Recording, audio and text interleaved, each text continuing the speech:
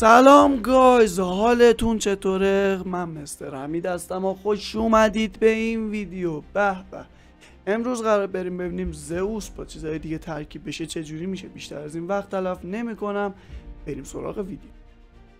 و بریم سراغ اولی با آپتیموس پرایم. بله، رعد و برق میخوره، یکی میشم. وای حاجی، برای شروع اولش، یعنی اولین ویدیو خیلی خوب بود، دوست داشتم واقعا.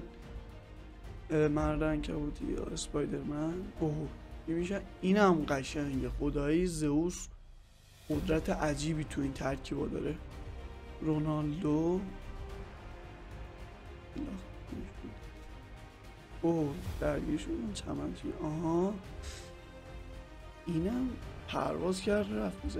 بزنم عقب. آها خیلی قشنگ شد حاجی. رونالدو پیر اصلا معلومه قشنگ این پیرش 100 تا فوتبالیست دیگه رو میگیره.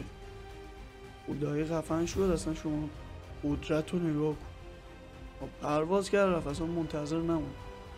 کابوس بغل کردن همون رفیقم. اوه حاجی شلوار لش اصلا بگ افتاده، ولی صورتش هم خیلی قشنگ شد. ایول اینم دوست داشتم.